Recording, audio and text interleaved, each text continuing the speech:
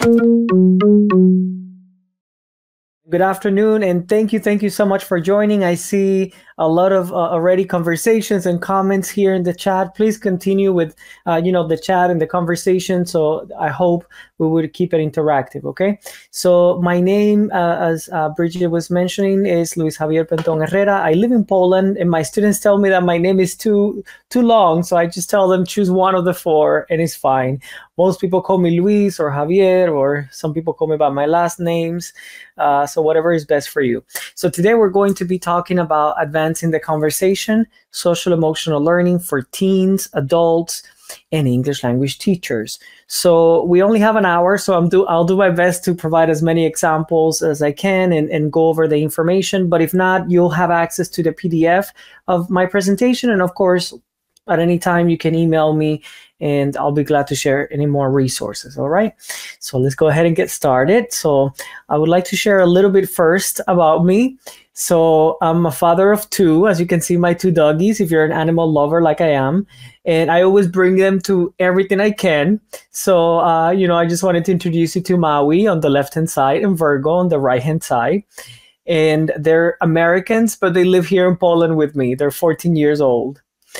And let me ask you, have any of you seen this before? What is this? Do we know? Have you seen this before? Maybe, maybe not. I see some of you are typing.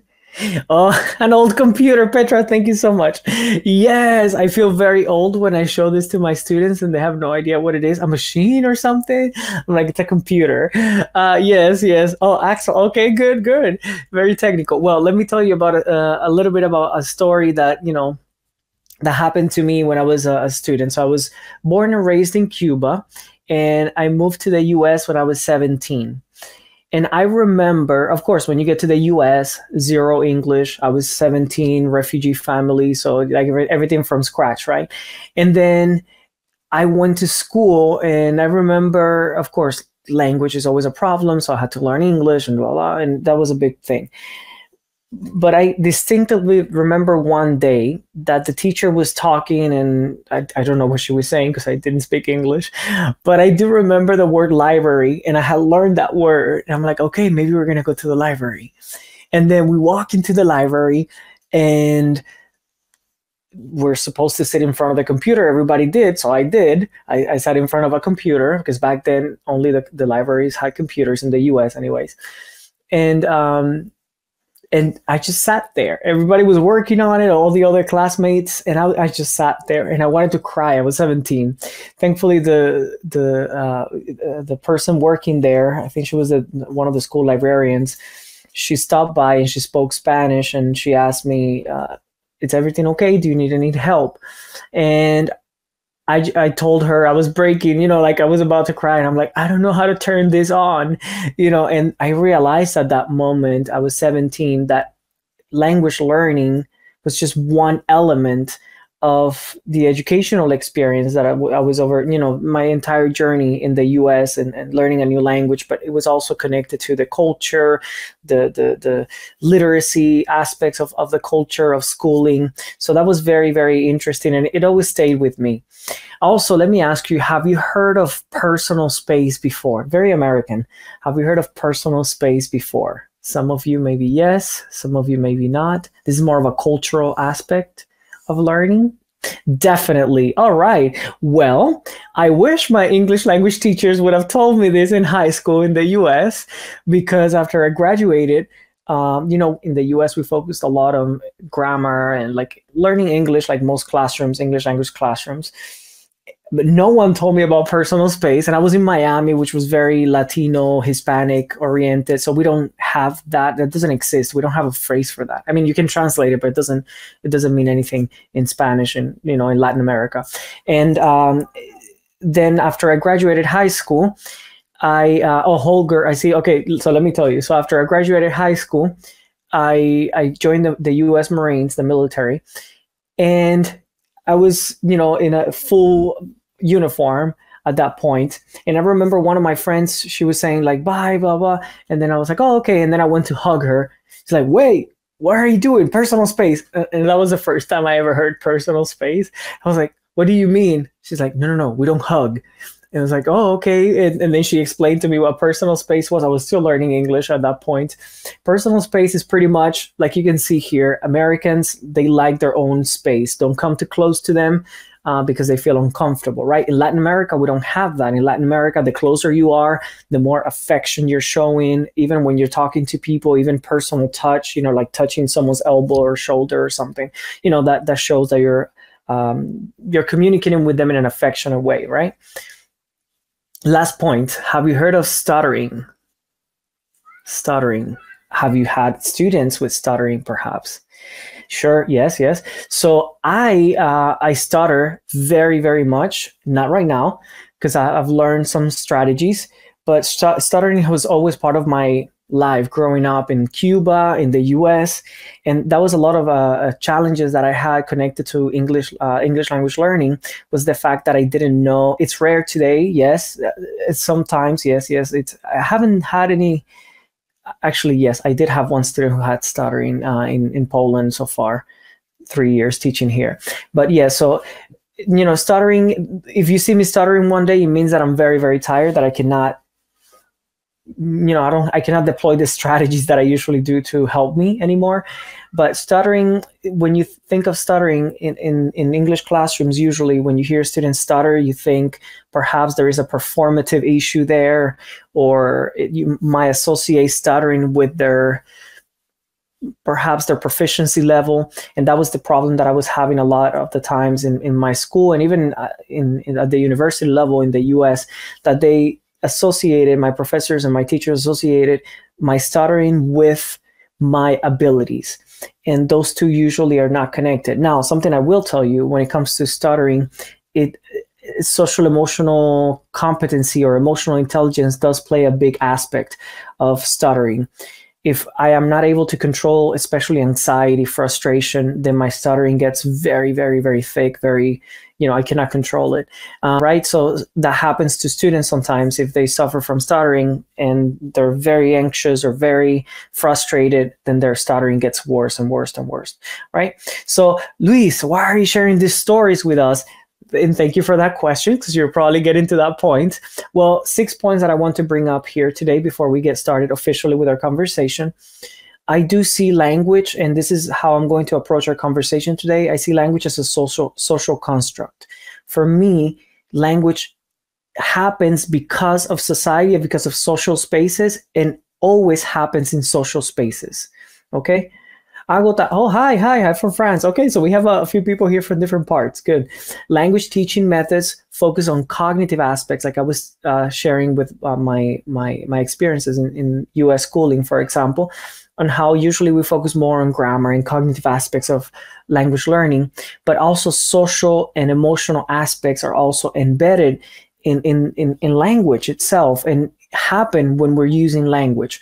So for the example of the computer, social aspect of learning, this personal space, also social aspect. Stuttering is more of an emotional aspect of learning, right? How you can control or not your emotions during conversations, during language use. This is very important. Emotional intelligence increases language abilities. Because I was able to deploy and use, and I'm using them right now, strategies to help me with my stuttering, then my abilities and my proficiency were seen as increasing, or increased exponentially, right? Before I couldn't do really a presentation, especially with stuttering. People get frustrated. It doesn't matter how patient you are, but I do know people get frustrated. I get it, right? But think about the emotional aspect of language teaching, language learning, language use, okay, when we're using language. Social interaction can be a learning tool, and that's something that I've learned. Again, my short anecdote about personal space. And preparing speakers for a globalized world audience is now more than ever a necessity. And this is something that I keep talking to my students and teachers that I'm working with about. The reality is that when we think nowadays, English is a lingua franca, but any language, because I teach English and Spanish here in Poland. I'm a Spanish and English teacher. And any language that we're teaching, we're not teaching students that language to just use it in the classroom. Ideally, they will be using it outside in the world, right? So we always have to think about how are my students going to use this language in such a way that is going to help them succeed in different social interactions around the world, right? So this idea of globalized mindset. One final point, and when I was preparing the presentation, I came across this in Instagram. I opened an Instagram account because my students told me that Facebook is for old people. So I said, okay, I want to be hip and young, so I created an Instagram account. But emotions are everywhere in our classroom. We cannot tell students, or teachers for that matter, because we're human beings too, we cannot tell ourselves or students to leave their humanity and their human experiences outside the door. So this is an example here. Students bring with them all the baggage that they have in their lives, okay? And that affects, of course, their language proficiency, their participation in class, et cetera, et cetera. All right, so I'm hoping that this is creating kind of a background before we get started into social emotional learning in our conversation. One final point, and I would love to hear from you. This is an old book, 2005, which is only 20 years, but we call it old, but it's a really good book. So check it out if you're interested, or at least check out this particular paragraph. Today's neuroscientists are breaking new ground in helping us understand why emotion is an important learning variable, and how the emotions, how the affective side of learning is the critical interplay between how we feel, act, and think. Feel, act, and think. Mind and emotions are not separate. Emotions, thinking, and learning are all linked. What we feel is what's real, even if only to us and to no one else. Emotions organize and create our reality. Do we agree? Do we disagree with this quote? Let me just give you a few seconds. And anything else that you would like to share there? Emotions. This is tapping into the importance of emotions. Thank you, Freya. Thank you so much. The importance of emotions in education, in language teaching, and language learning. We cannot ask students to, if they're not emotionally in a place where they can learn, we cannot ask them to do that physically. They're not able to. Cognitively, they're not able to process information. Okay, so I see that some of us are in agreement with this. Excellent. So thank you so much. All right, so let's go over our conversation today. And just FYI, a little bit of a disclosure. Most of the presentation comes from this book, and I believe some of you were with Anna before in the presentation. She had part one. This is kind of like a follow-up of the presentation, but we're going to focus more on teens, adults, and teachers, okay? But our conversation today, I'm going to go into social emotional learning for teens and adults, practical applications of some examples, and then we're going to go into teacher well-being. And I'm going to show you some examples, so let's see how much we have with time, but we'll see, because I also want to hear from you. So maybe 5-10 minutes at the end, I would love to hear from you. Sophia, emotions foster learning. I agree. Yes. We're human beings, and think about motivation. Research more and more, it's pointing out to the fact that the reality that without motivation, there is no learning happening. It's just, regardless, if there is no motivation, there is no learning. Okay, social emotional learning for teens and adults. I found this online and I love it. It's important to acknowledge and celebrate your feelings. Stressed, teachers. That remind me of teachers. All right, so just a quick FYI here. I know some of you were with Anna, but perhaps some of you were not. This is my most, perhaps the definition that I like the most, I would say, about social emotional learning. There are different definitions. Very short and sweet, because some of you, not to be repetitious, I know some of you were with Anna, but social emotional learning, Luis, what is it? Well, social emotional learning, it's any approach that we use to help students develop social emotional skills, okay? Skills for social interactions, social aspects of learning, but also emotional, all right? Could be with ourselves, with others. There are different representations of social emotional learning. Some of you may have heard of CASEL. If you haven't, then you can just Google. I'm going to type it here. CASEL framework is perhaps the most popular out there, which is perfectly fine. I have nothing against them. But SEL, social emotional learning, is more than CASEL. So I give you here some examples in a visual on the left. On the right if you like, please check out the Harvard ESO. You can just type it like this in Google, Harvard ESO Lab, and they have a lot of different frameworks that you can look at, okay? So just a quick background information here. Now, it's important because many people think, well, social emotional learning is mostly for children, and it could be. Yes, Anna talked about this, but it's also for teens and adults. It is for everyone, really, social emotional learning. For young people, I would say, and this is what we're seeing more and more in publications, is that social emotional learning tends to focus on foundational habits, on developing foundational habits like regulation, acknowledgement of emotions, cooperation, kind of more like little children learn more about how to interact in their classroom, their space, the learning space, more so, right?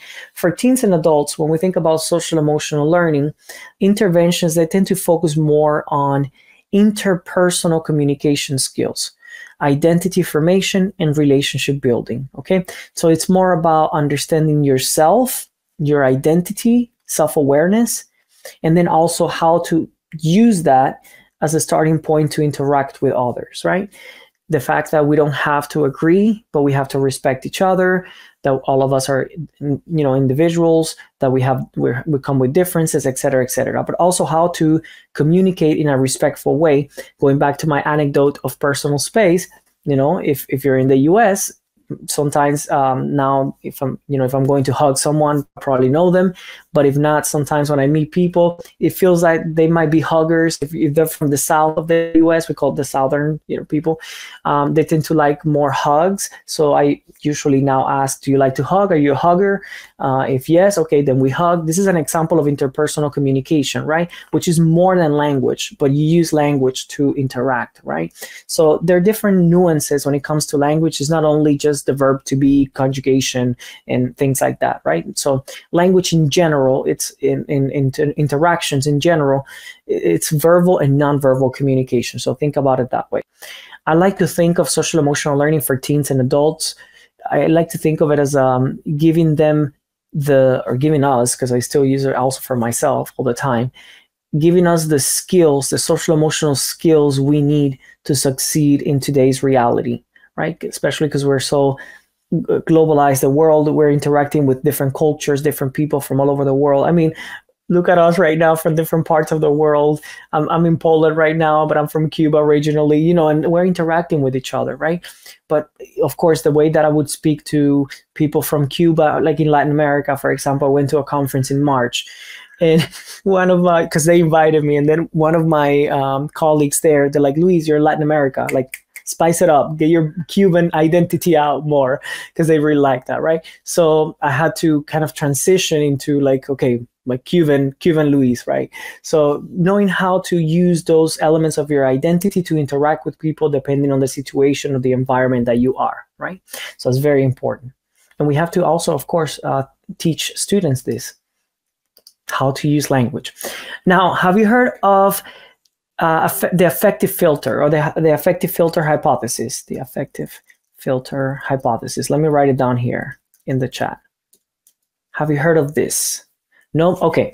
So Stephen Krashen, and that was 1985. That was a 1985 publication. If you email me, I'll be glad to send it to you. So the idea is, here's my email, by the way, and I added it there as well. But Stephen Krashen, he came up with this hypothesis, and he said that when the affective means emotions, and filter, something goes up or down, right?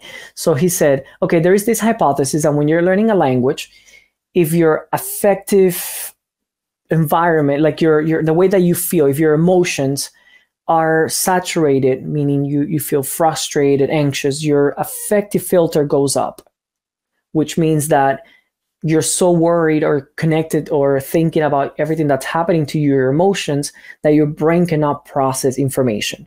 Imagine like fight or flight kind of a situation. It's not necessarily fight or flight, what Krashen said, but just to give you an idea. So this idea of when you're overstimulated, right? You're just thinking about your emotions and frustration or anxiety or stress or this or that. You're dealing with that. You're not dealing with language learning. So Krashen said, okay, so when students' affective filter goes up, they cannot process information. So we have to lower their affective filter, which means we have to lower their anxiety, we have to lower their stress, we have to lower what they would say negative emotions, right? So they're able to feel comfortable, safe, and learn, right? And in teacher preparation programs, they usually talk about the affective filter, and you need to lower students' affective filter. Okay, but they never say, how do you do it? You know, they never talk about how do we lower students' affective filter? How do we lower students' negative emotions, anxiety, stress? Well, because we don't talk too much about social emotional learning in teacher preparation programs. But the answer is social emotional learning.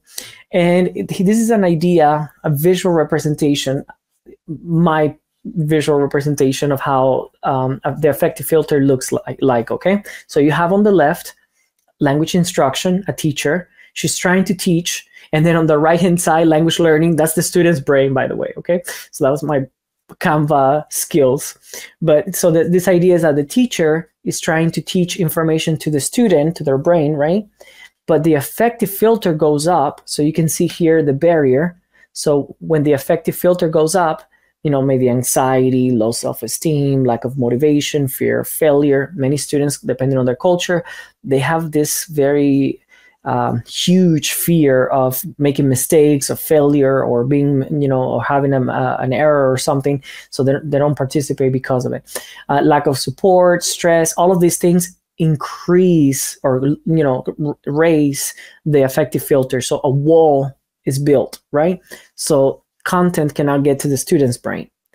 So how can we lower that? Well, to lower it, then in order for language instruction to get to the student's brain, we have to include social emotional learning, which is different forms of social emotional learning: mindfulness, emotional regulation strategies, cultural awareness, and inclusion. To give you an idea, and I have more examples, but just to give you an idea to make sure that it's not too hypothetical here.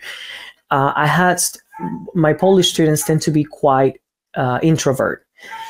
And when I talk to them, because I like to teach speaking classes, especially because, you know, me being stuttering and things, and I want to give them strategies that work for me. And I also had a huge fear of public speaking and everything. And then they're like, oh no, because I'm an introvert, I don't want to like participate or present in front of the class. And I'm like, I'm an introvert too. And they're like, what? And I'm like, yes. But when I am in specific situations, you know, social environments or situations, then I perform as an extrovert, but I recharge as an introvert. When I go back home, I recharge with my doggies. That's it. No people, right? So, and then they cannot believe it. And I'm like, yes, but these are strategies that I have learned throughout the years, right? And for example, one of the strategies that I really, really like, and I use it sometimes, especially if I'm very stressed, and it helped me very much. One of my teachers told me this once, and I tell my students, so if they're afraid of public speaking, I always tell them, hold something in your hand, right? And then when you're speaking, imagine that all your anxiety, stress, fear is being transferred to that, okay? And the more that you hold it, the more that you need to pace yourself and your speed, because and then we talk about some of us, when we're nervous, we tend to speak very, very fast, or very, very, you know, slow, or very, very high, or very, very low, you know. So I tell them, regulate those, right? Like, be aware of those. All the anxiety, fear, it's going into this thing, right, that you're holding. And then we talk about things like that, right? So this is an idea of emotional regulation strategies on the top left-hand side, for example, right? So that would be an example of social emotional learning, emotional regulation strategies. For some of my students, it works. For some of my students, it doesn't work, but, you know, we learn in our classes on what works for you, right? So I give them some strategies, we try them out. It doesn't work. Okay, let's keep looking for different strategies to see what works for you, because what works for me doesn't have to work for you, right? Everybody's is unique. Does that make sense? Let me just very quickly see here in the chat box. Yes, no, Luis, repeat something. It's everyone with me so far? Useful. Ah, good. Yes. All right. All right. Perfect sense. Okay. Thank you so much. Got it. Can you write down the? Oh yeah. You know, Jana, I don't have a strategy name. It's just a thing that I do, right? Like I hold something in my hand, like holding my hand object or something. I don't know, but it's something that I just do. I don't have a name for it. I should have a name for it. But yeah, that's something that I do that one of my teachers told me once, and I do it, and it worked for me because as a person who stutters, I used to go a lot to like speech therapists, and the problem with speech therapists is that they tell you, many of them had never stuttered in their life, they don't know what it feels like, so they would tell you theoretical strategies on how to deal with stuttering. It didn't work for me, right? And then I realized, okay, I have to figure out what works for me. And then that's how I talk to my students about all my stories and things like that. And I always tell them, sometimes you might read about it or people might tell you, but try it. It might work, it might not work, but you have to find what really works for you, right? Yes, John, I don't know, but yeah, like it's pretty much what I just said, like hold something in your hand and like think that all the stress and everything is going to it, right? Just transferring to that thing. Ah, diversion technique. All right. So you see, we're now being creative. I love it. I love it. Good, good. All right. So I do work with a lot of teachers, and going into this idea of I'm not going to read through all of it because it's we don't have a lot of time, but please definitely when you get the PDF, go through it. And this is one of the fantastic teachers I'm working with in Canada, and she talks about, not by word exactly, the affective filter, but this is an example that very much connects to the affective filter hypothesis and the importance of lowering students' affective filter. That means to make sure that you're creating the conditions where they feel safe, where they feel welcome, especially, and I don't know if some of you have worked or are working with students who have experienced trauma. I have, and I still am presently. And it's very, very important for students who have experienced trauma and who are experiencing trauma to be in a space where they feel at least safe so they're able to learn. Okay, we're not talking about trauma sensitive practices today. It's somewhat connected, but I'll leave it there for now. But think about that. Definitely with social emotional learning. All right, so let's go to the practical applications of social emotional learning. So I briefly introduced you to social emotional learning, especially for teens and adults. We're focusing more on identity, on interpersonal communication skills. What skills do I need, especially in today's reality, where our students are going to go into the job force, a job force that is going to be increasingly more AI focused.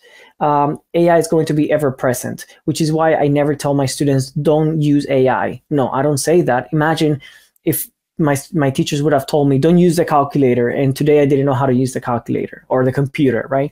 I didn't know how to use the computer, as I shared my anecdote. But, I think AI, we're doing a disservice to students if we don't bring AI into our classrooms. They're going to use it at work, in their future jobs, right? So I want them to be able to be literate. There is this, I forgot his name now, and I saw it online in a TED Talk, and he said, AI will not replace you, or, when you're doing your job. And he was talking in general terms. AI will replace people who do not know how to use AI. Right? So keep that in mind. But when we think about AI in this new world, evolving job market, I'm always thinking about how can I help my students bring something to their jobs, their future present jobs, that is different. Well, AI literacy skills, most people will have that. Social emotional skills, I think that's something that we can cultivate that would make or break their opportunities. I really believe so. So social emotional learning, let's do some practical applications here. One example, the feelings board.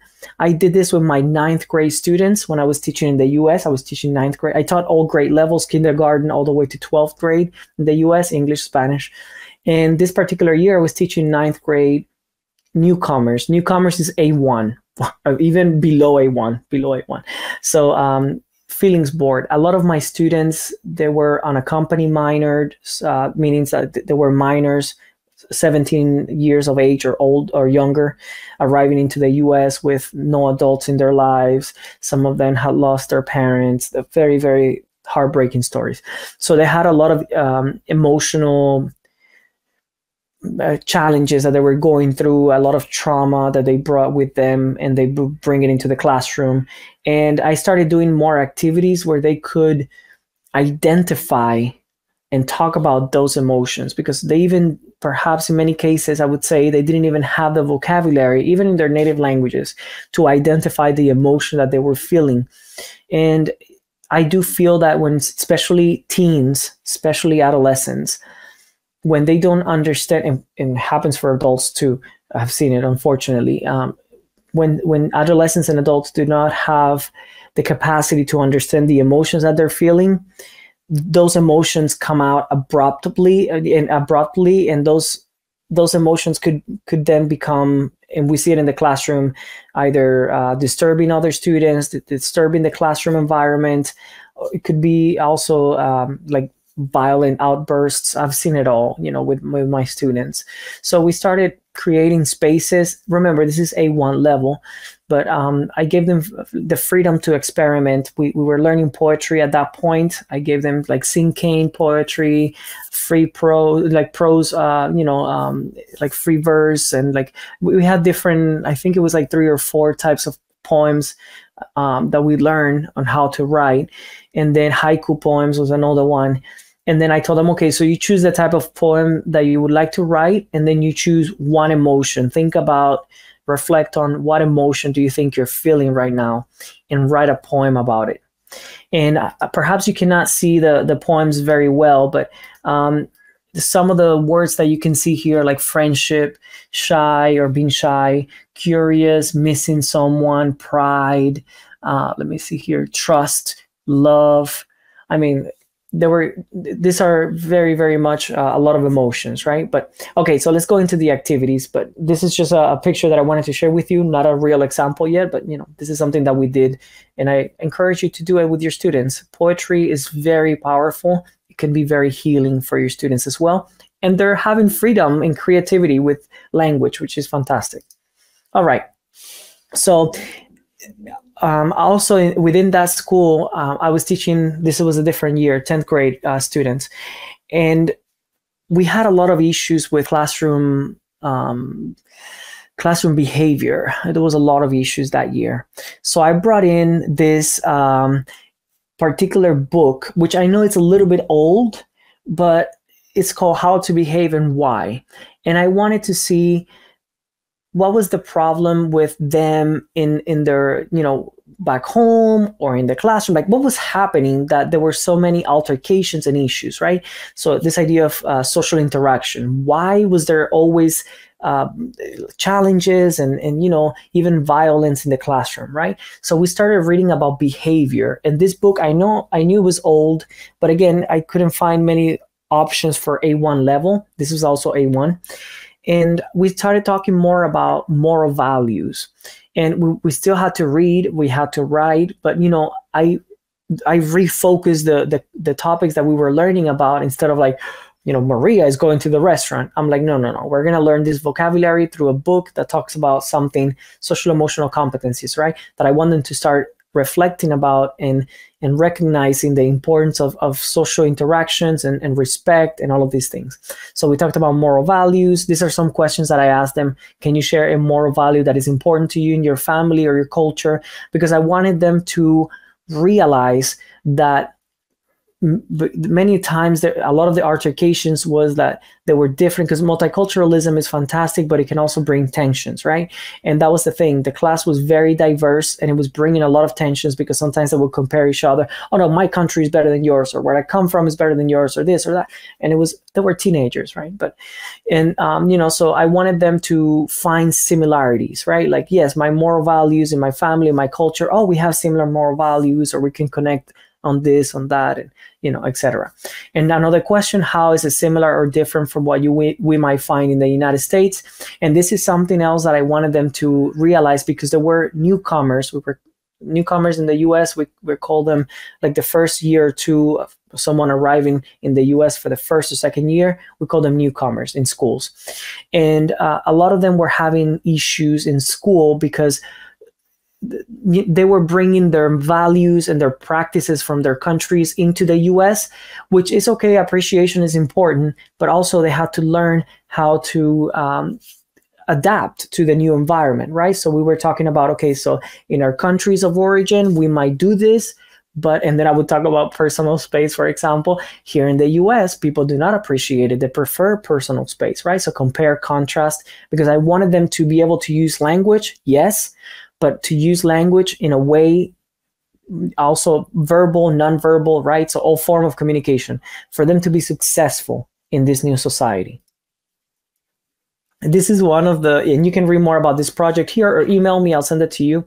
But this is one of the, at the end, I asked students to write, because we were doing a reading, I think it was like 2-3 weeks that we read the book every Friday. And then the final project, I called it, was a writing activity, which for A1, this was fantastic, I think. And I asked each student to select one moral value or one particular value in general, moral value or value that they consider from the book to be the most important, and talk about why. And this is one of my students. He chose generosity, and he explains why generosity is important for him. And in the drawings, because I always like visuals, I told him you can draw if you like, be creative, and I thought at the bottom here, I thought that someone was pushing another person. And I'm like, this doesn't look like generosity. And he's like, no, he's picking them up because the other person fell. So he's being generous, he's helping him. And I'm like, oh, okay, that makes better sense.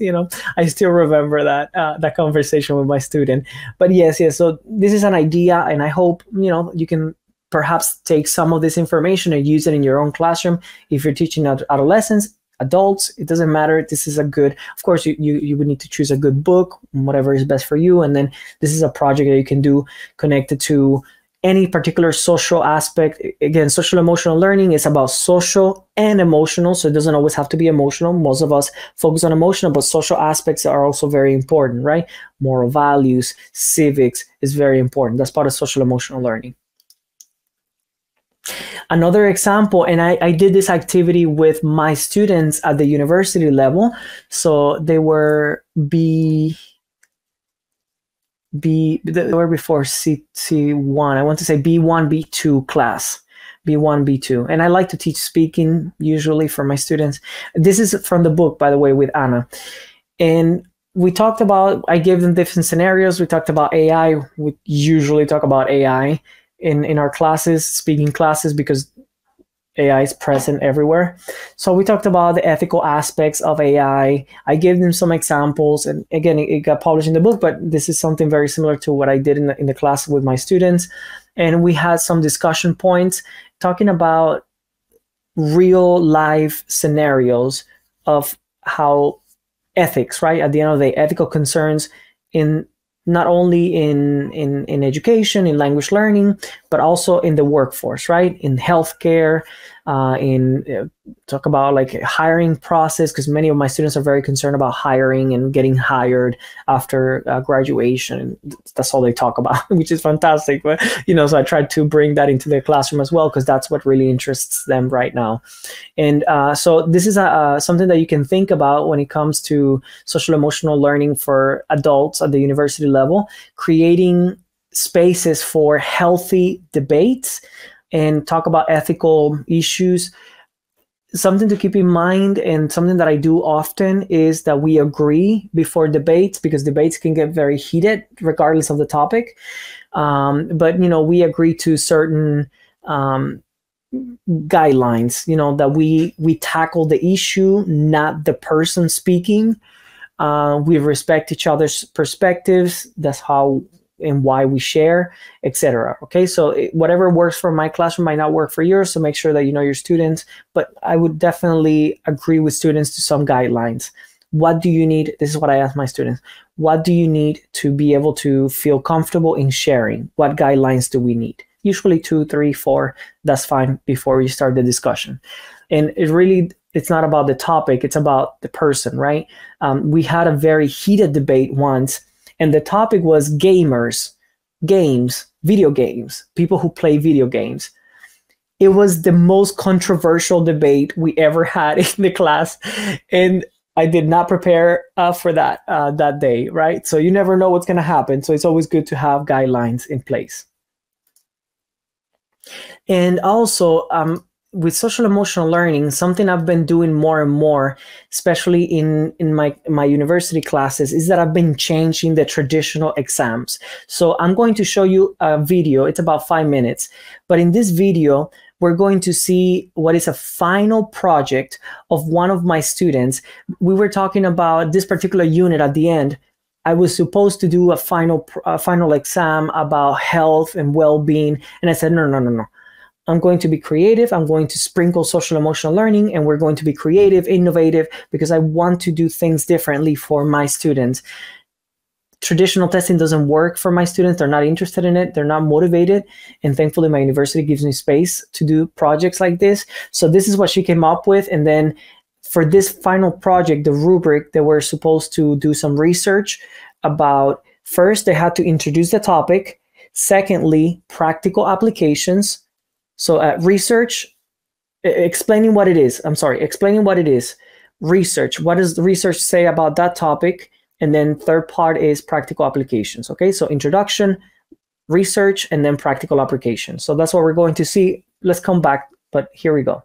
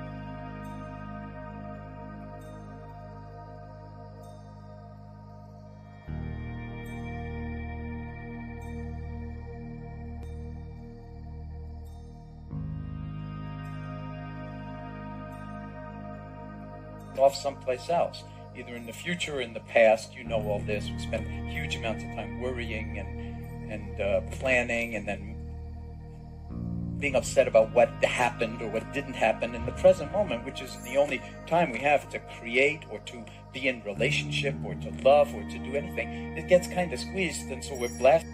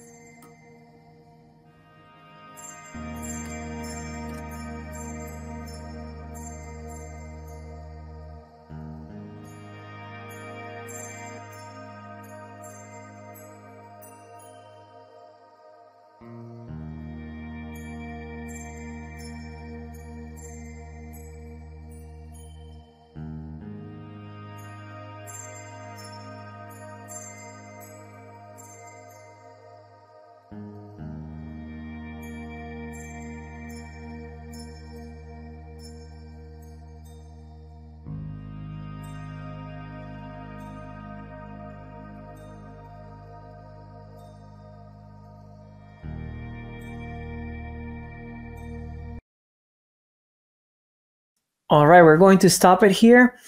What are your thoughts? Thumbs up, thumbs down? What do you think? So instead of writing a final project, I wanted them, again, I wanted them to be, a lot of my students, I don't know if this is the same with your students, adolescents, adults. A lot of my students, they want to be social media managers, they want to be influencers. The social media is what they're looking at, you know, to work for social media somehow, some way. And so I'm trying to do my best to be creative. And of course, we have rubrics that we have to follow, learning objectives and things that I'm evaluating. Oh, I'm very happy to hear that. Yes, yes. So instead of having them write a research project or writing, you know, about well-being and health, which was what we were learning about for that particular unit, I told them, be creative, surprise me, you know, instead of, you have to, at the end of the day, I'm going to be evaluating you with this rubric, these learning objectives. You have to say 1, 2, 3, 4, like, this is what I'm going to evaluate you on. Surprise me. How are you going to do it? Let me know. And this is one of the best ones that I found from my students. I found this to be like very, very interesting. There was one also about a podcast. A student did a podcast. I thought it was fantastic too. I mean, if you give them those opportunities, students will definitely surprise you, right? But this is a social aspect of social emotional learning. What is their interest and how can we bring that into the classroom, right? So we're teaching language, but for them to use it in the real world. Because I told them, look, whatever you create, because she, for example, eventually she wants to work for a company and be social media manager and things like that. And I told her, and I told my other students, some of them are influencers or want to be influencers. And you know, I told them, if you want to share in social media afterwards, if you're proud about it, share it, you know, that's fantastic. So, Maureen, so that I would have to ask my student, because she gave me permission to share it here in the presentation, but I don't know if she would like me to share the link, but I'll ask her, okay? Email me and then I'll ask her and I'll let you know, all right? So let's go into the last part, because we only have 10 minutes and I want to hear from you. So I'll do 5 minutes and then I want Q&A if possible, because I would love to hear from you, thoughts, questions, anything else, okay? So I'm going to start with this quote, which I really, really believe wholeheartedly about it, okay? In the process of education, teachers and students are like the infinity sign. By the way, my students did the visual. They helped me with the AI. But it says here, teachers and students are like the infinity sign. Always connected, always interacting, always supporting and dependent on each other, one another. The symbiosis between educators and learners is a dynamic that nourishes the intellectual and emotional growth of both. A healthy and successful educational system thrives on the mutual well-being of teachers and pupils, okay? And this is for a book that I'm working on with my friend Hilda, but we're talking about the importance of teacher well-being and advocating for teacher well-being in language education, or for all languages, right? Language education. When we think about social emotional learning, we have to remember, and perhaps we can have a whole conversation about teacher well-being in a different space, but hopefully I'm going to plant the seed to get you started. when we're thinking about social emotional learning, we cannot give what we don't have. And I was just having a conversation last week about this with a different webinar presentation that I was having. But I was telling them an anecdote on how my first year of teaching, I would get back home every day, just throw the backpack that I would bring to, to school, and just throw the backpack or my bag by the entrance and just go to the sofa bed and just cry. I'm like, I cannot do this anymore, but eventually I realized, okay, this is not sustainable. I have to start focusing on my own well-being, because I cannot give my students what I don't have. And I was drained all the time. So I had to start looking at, okay, what can I do to be better? My own well-being. How can I prioritize my own well-being so I can help my students better, right? If our well-being is not optimal, or at least in a good position, then our performance in the classroom is not going to be the best. It's not our fault. We just have to know and understand, okay, what's happening around me in my context, and what can I do to improve my well-being. Have you seen this? They call it wellness wheel. Is in Stanford University. It comes from them, Stanford University. But have you seen this before? I really like this wellness. They call it wellness wheel. That's what they call it. And it's 8 different elements of wellness. And they say that at some point in our lives, as human beings, as professionals, all of these elements, they,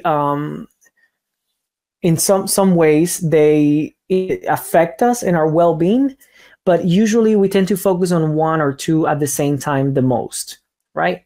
Social, intellectual. And if you go to the website, Stanford, you can just Stanford University, and then you can just kind of Google this wellness wheel, and then it's going to pop up, and then they describe all of them in more detail. Then you can look at your own well-being, like which one should I focus on the most, which one is affecting me the most, which one do I prioritize the most.